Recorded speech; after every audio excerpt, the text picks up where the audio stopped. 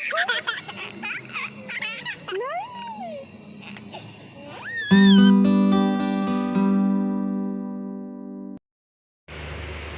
Everyone, very good morning to all of you. सुबह हो गई है, दर्श को मैंने नहला दिया है और उसकी कॉम कर रही हूँ फ़िलहाल।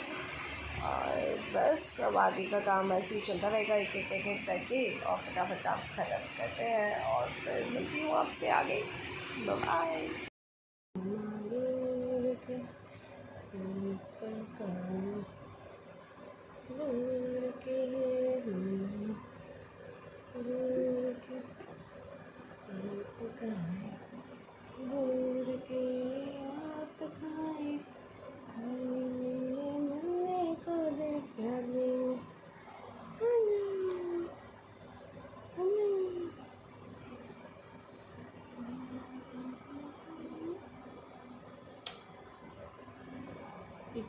इधर देखो, ऊपर देखो।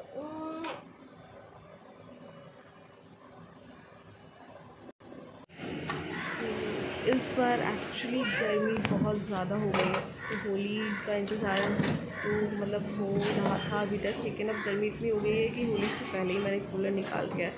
वैसे शमा ने सुबह इसको थोड़ा सा साफ़ कर लिया था और अभी मैं इसको पूरा सेट करके सुखा के और जाली वगैरह इसके अच्छे से साफ़ करके इसको रख रही हूँ वापस अंदर। तो आज है होलिका दहन और होलिका दहन में इम्पॉर्टेंटली बनाते हैं गुजिया। तो बस गुजिया बनाने की तैयारी मैं कर रही हूँ। ये है मैदा, जिसको थोड़ा सा मोहन यानी थोड़ा सा इसमें मैंने डाला है घी और 1 चम्मच के करीब, और बाकी दूध के साथ इसको मैं मार रही हूँ। मतलब आटा जैसे हम गूँथते हैं पानी में, वैसे इसको टाइट लेकिन दूध के साथ मैं गूँथ रही हूँ। और इसमें इसके अलावा मैंने कुछ नहीं डाला और बस गुजिया बनाएंगे। खोया पहले ही बना लिया था मैंने, तो खोए में मैं मतलब अभी मिक्सचर बनाऊंगी आगे, तो आपको पता चल ही जाएगा कि मैं फिलिंग जो है गुजिया की वो कैसे तैयार करने वाली हूँ।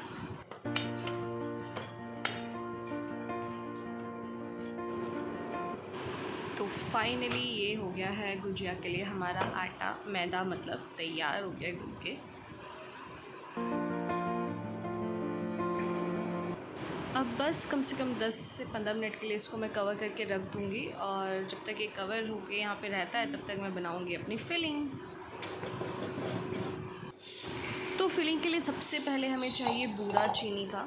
तो मैंने यहाँ पे थोड़ी सी चीनी अपने ग्राइंडिंग जार में डाल दी है और बस इसको मैं ग्राइंड कर दूँगी, तो मेरा बूरा बन जाएगा और उसी को मैं यूज़ करूँगी अपने गुजिया के मिक्सचर में।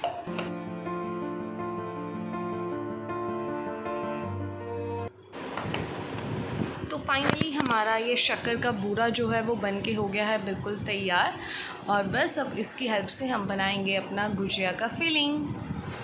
तो ये है वो खोया जो मैंने पहले ही बना के रख लिया था। बस इस खोए को लेके मैं मैश कर दूँगी और इसमें बिल्कुल थोड़ा सा शक्कर का बूरा जो मैंने बनाया था वो डाल दूँगी, क्योंकि मुझे ज़्यादा मीठी नहीं बनानी है, मुझे शमा को मीठा पसंद नहीं है। और उससे पहले ये यहाँ पे कुछ है पिस्ता मेरे पास, ड्राई फ्रूट आप अपनी चॉइस के ले सकते हैं। मेरे पास पिस्ता और बादाम है तो मैं वही ले रही हूँ। थोड़े से पिस्ता और थोड़े से बादाम मैं डालूँगी अपने ग्राइंडिंग जार में और इसको घुमा दूँगी, बिल्कुल बारीक नहीं लेकिन हल्का दरदरा, थोड़ा सा मोटा मोटा सा। जब ये हो जाएगा तो ये बस हम अपने मिक्सचर में मिक्स कर देंगे। तो ये मेरा ड्राई फ्रूट का पाउडर बिल्कुल तैयार हो गया है, वैसा जैसा मुझे चाहिए था। अब इसको भी डालेंगे अपने मिक्सचर में और फिर इन सारी चीज़ों को हम कर देंगे मिक्स। तो इसमें सिर्फ 3 चीज़ें हैं, एक तो खोया है, थोड़ा सा शक्कर का बूरा है और ड्राई फ्रूट्स का मिक्सचर है। That's it. Finally I am done with all the preparations. और मुझे गुजिया बनाने के लिए क्या क्या चाहिए वो मैंने यहाँ रख दिया, मैं बताती हूँ आपको। ऑब्वियसली चकला बेलन, और ये जो हमने मैदे का डो तैयार किया था वो है, थोड़ा सा पत्थर, ये खोया, मेवा और हल्का सा चीनी का बूरा का मिक्सचर, थोड़ा सा 1 कटोरी में पानी और ये फोक। अब इसकी ज़रूरत मुझे क्यों पड़ती है, कहाँ पड़ती है, वो आपको आगे पता चल ही जाएगा। और यहाँ पे रखिए एक खाली प्लेट, जिसमें मैं सारी गुजिया इकट्ठी बना के भर के रख दूँगी और एक साथ फिर बाद में फ्राई करूँगी। Let's get started. तो ये डो बनाए हुए मुझे 10-15 मिनट हो चुके हैं रखे हुए। अब इसके छोटे छोटे रोल्स बना के काट के रखती हूँ और फिर हम उसको बेलेंगे आराम से।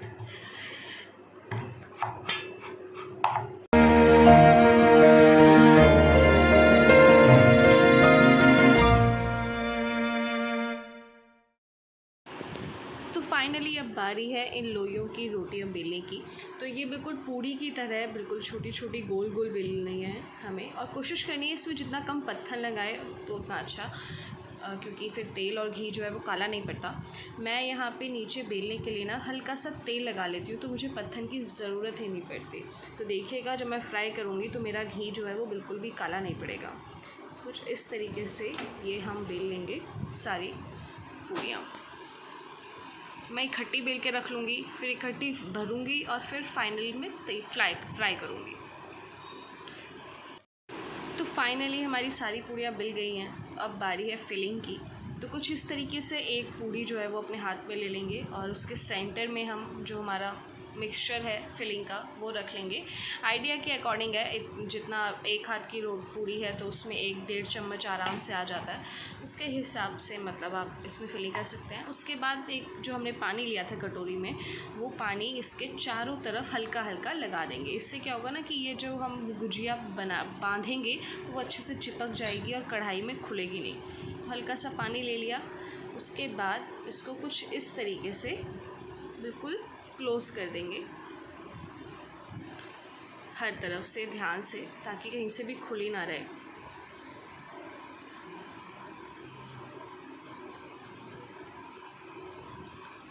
ये लीजिए, ये इस तरीके से हर तरफ से सील हो गई। अब इसमें हम करेंगे डिज़ाइन। तो बेसिकली अभी जो मैं ये कर रही हूँ इसको हमारी भाषा में गुठाई बोलते हैं, जो मुझे बिल्कुल नहीं आती थी। मैंने शादी से पहले कभी ना की है ना ढंग से देखी, बट अभी पूजा में हमारे यहाँ जो अठवाई बनती है या आसे बनती हैं या ये गुजिया, तो पूजा में इनको ऐसे गोट के ही लगाते हैं। तो मैंने अभी थोड़ी थोड़ी काम चलाओ सीखी है माँ से, तो बस मुझे इतनी ही आती हैं। तो अभी पूजा के लिए जो मैं 5-11 गुजिया हैं शुरुआत की, वो ऐसे गौंठ के रख लूँगी और बाकी फिर मैं बनाऊँगी अपने जुगाड़ से जल्दी जल्दी, क्योंकि दर्श के साथ मुझे काम जल्दी भी करना है और मुझे भी आता नहीं है, तो मुझे इसमें गुठाई में लग जाता है काफ़ी टाइम। तो ये इस तरीके से बहुत ही सुंदर बिना सांचे के गुजिया बन जाती है। अगर आप गुठाई सीखें तो बहुत ही प्यारी डिज़ाइन आती है और सांचे की ज़रूरत भी नहीं पड़ती। लेकिन मुझे इसमें टाइम लगता है, इसलिए मैं अपना एक शॉर्टकट वाला तरीका भी इस्तेमाल करती हूँ और वो भी मैं आपको भी बता दूँगी। तो फिर से उसी तरीके से हमने एक पूड़ी ले ली है और उसमें सेंटर में मावा भर के बस पानी लगाएंगे और उसको पूरा सील कर देंगे। वहाँ तक का प्रोसेस जो है वो बिल्कुल सेम है।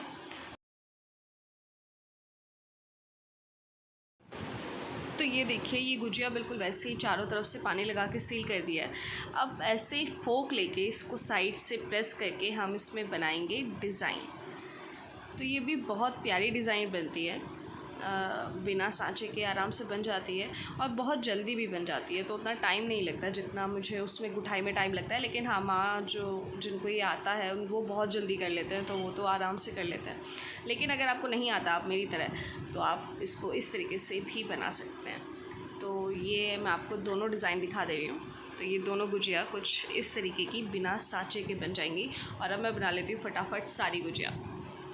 हमारी तो ये एक प्लेट गुजिया हो गई है भर के तैयार। और अब मैं रख रही हूँ कढ़ाई इनको फ्राई करने के लिए, क्योंकि गर्मी बहुत है, ये सूखने लगी है। और इसके साथ ही मैंने ये फ्राई करके निकालने के लिए यहाँ पे एक छन्नी में टिश्यू पेपर रख दिया है। तो फ्राई करने के बाद मैं गुजिया इसी में निकालूंगी। तो सबसे पहले कढ़ाई में मैं डाल रही हूँ घी, और घी गर्म हो गया है। तो अब इसमें एक एक करके सबसे पहले मैं पूजा के लिए जो मैंने गुठाई वाली गुजिया बनाई थी वो फ्राई कर दूँगी और उसके बाद बाकी सारी गुजिया निकाल लूँगी। तो एक मीडियम से फ्लेम में, ना ज़्यादा लो ना ज़्यादा हाई, इन गुजियों को फ्राई कर लेंगे और निकाल लेंगे और बन जाएंगी हमारी कुरकुरी खस्ता गुजिया स्वादिष्ट तैयार।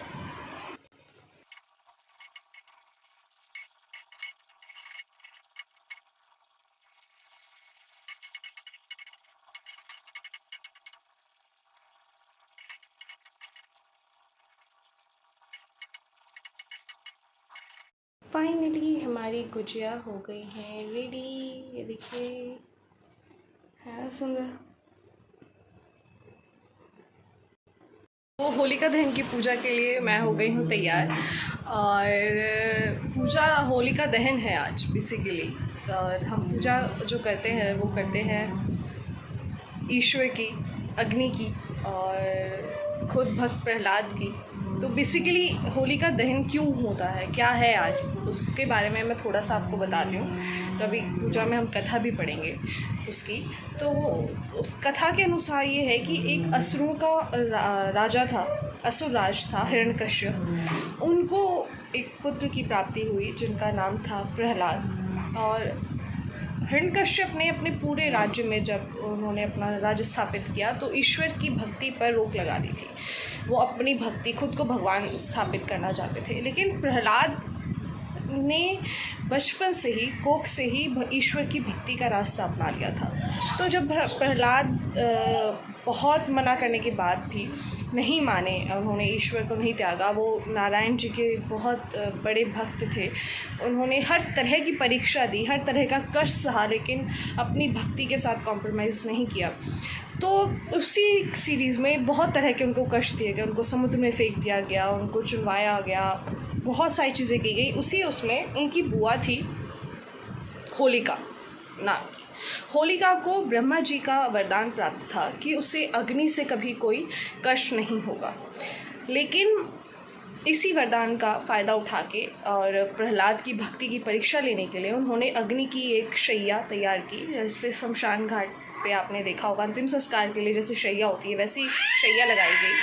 क्योंकि होलिका को ये वरदान था कि अग्नि से उन्हें कुछ नहीं होगा, तो वो खुद प्रहलाद को गोद में लेके बैठ गई। क्योंकि उनके अंदर ये अहंकार था कि मेरे पास वरदान है, मुझे तो कुछ नहीं होगा। लेकिन प्रहलाद जो है एक अबोध बालक थे, एक छोटे से बच्चे थे। उनके पास तो सिर्फ भक्ति थी, वो नारायण का नाम ले रहे थे। उनका एक ही कहना था कि उनके प्रभु उन्हें बचा लेंगे और वो हर धरती के हर कण में हैं, तो उन्हें अग्नि से उनको कोई दिक्कत नहीं है, वो हर परीक्षा के लिए तैयार है। लेकिन अपना भक्ति का पाथ जो है वो नहीं छोड़ेंगे। तो वो होलिका ने उनको अपनी गोद में बिठाया और वो शैया पे बैठ गई। और उसको हिरण्यकश्यप के आदेश के अनुसार, उनके प्रहलाद के पिता थे हिरण्यकश्यप, लेकिन वो एक अपने आप में अहंकार उनका इस चरम पे था कि उन्होंने अपने ही बेटे को जीवित शैया पर बिठा के और उस पर आग लगवा दी।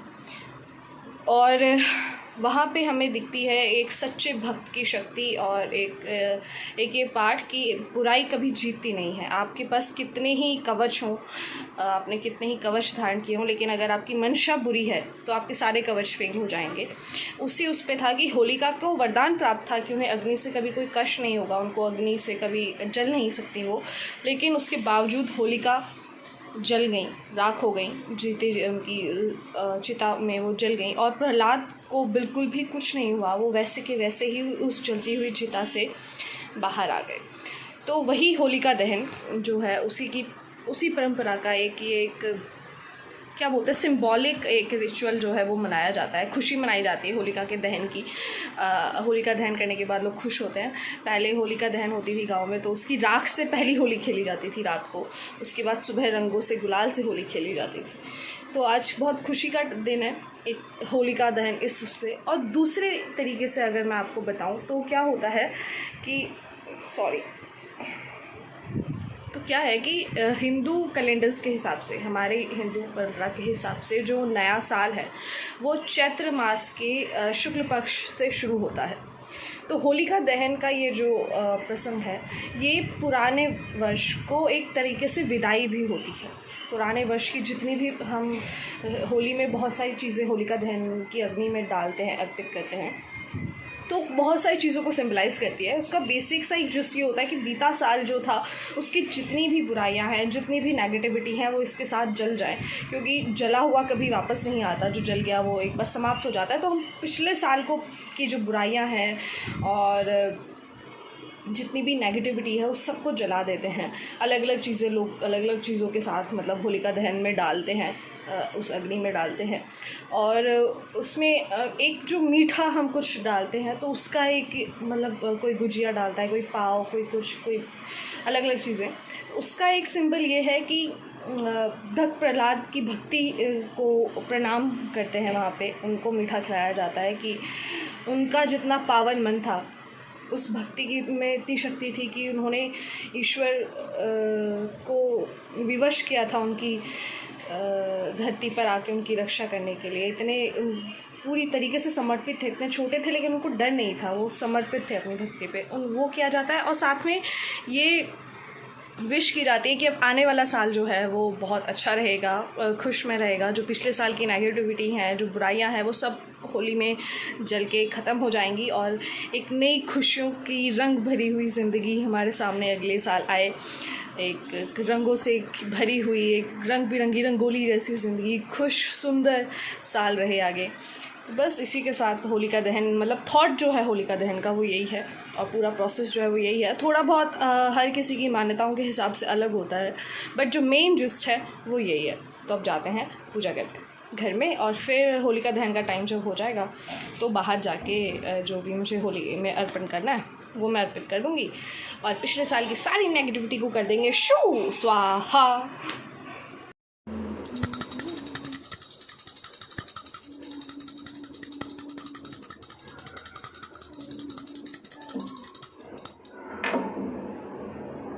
जय हो दुर्गा मात की जय, सत्य सनातन धर्म की जय, भक्त प्रहलाद की जय। होलिका दहन मंगल हो, मंगल हो, मंगल हो। तो घर पे मैंने पूजा कर ली है, गुजिया का भोग मैंने लगा ही दिया था। थोड़ी सी और फ्रेश गुजिया अभी बना ली पूजा के लिए। मैंने गुड़ से वो वाली लगा दी है माता रानी को और बस उनसे होली की मुबारकबाद सबसे पहले माता रानी को दी है। अब जाएंगे बाहर, होलिका दहन जब होगा उस टाइम पे बेसिकली लोई मतलब आटा गूंद के तेल से लोई लेते हैं और उसको फेर के वो हम लोग होली में डालते हैं। बेसिकली एक सिम्बलाइज के तौर पे कि जितनी भी नेगेटिविटी है, गंदगी है, वो सब होली के साथ चली जाए। तो फिर हम एक नई फ्रेश शुरुआत करेंगे, साफ़ सुथरा साल एक आने वाला जो है वो हो हमारा। तो बस अभी वेट करते हैं। तो होलिका दहन की तैयारी में ये इम्पोर्टेंट काम, मैंने आटा लगाया है ये और थोड़ा सा तेल और इससे अब लूँगी मैं दर्श की लोई। तो बेसिकली आटे को थोड़ा थोड़ा लेके उसमें तेल लगा के दर्श की पूरी बॉडी में अच्छे से रब कर देंगे और उसी रबिंग को जो है वो बेसिकली बोलते हैं लोई लेना। तो वैसे ही मैं दर्श और मिस्टर शर्मा दोनों का करने वाली हूँ। वो होलिका दहन हो ही गया, मतलब लगभग। बस मैं भी नीचे जा रही हूँ फटाफट तैयारी करके और जाती हूँ नीचे। तो ये बना ली है मैंने, अपनी थाली तैयार कर ली है और अब जा रहे हैं होलिका दहन के लिए। मैंने ले लिया है एक गुजिया, नारियल, गुलाल, एक दिया और लोटे में पानी और साथ में ये रखी है लोई जो मैंने दर्श की और मिस्टर शर्मा के लिए है और उसी में राई जो मैंने इनकी नज़र उतारी थी दोनों की, तो वो मैंने उसी में लगा दिया और ये सब चीज़ें हम डाल देंगे आज होलिका की अग्नि में, होलिका दहन की अग्नि में। और पिछले साल की जितनी भी बुराइयां हैं, बुरी नज़र कह सकते हैं, या जितनी भी नेगेटिविटी है, उन सब को आग में जला देंगे और वहाँ से भक्त प्रहलाद से लेके आएंगे बहुत सारी पॉजिटिविटी, भक्ति और निश्चल मन का आशीर्वाद। तो चलिए चलते हैं। तो ये मैं पहुँच गई थी नीचे होलिका दहन के लिए और काफ़ी सारे लोग थे, एक एक करके सब कर रहे थे। तो मैं भी साइड से जाके अपनी पूजा करके फटाफट आ गई वहाँ से। तो होलिका दहन की आप सभी को बहुत बहुत शुभकामनाएं, बुराई पर अच्छाई की जीत की शुभकामनाएं। दर्श बहुत सरप्राइजिंगली देख रहा है कि ये क्या हो रहा है। दर्श क्या हो रहा है पता है? यहाँ तक आ रही है, यहाँ पता है क्या हो रहा है? क्या हो रहा है? ये होलिका दहन हो रहा है, होलिका दहन हो रहा है। होलिका एक गंदी आंटी थी ना, उनको जला रहे हैं, उनका दहन हो रहा है, सारी बुराइयों का दहन हो रहा है।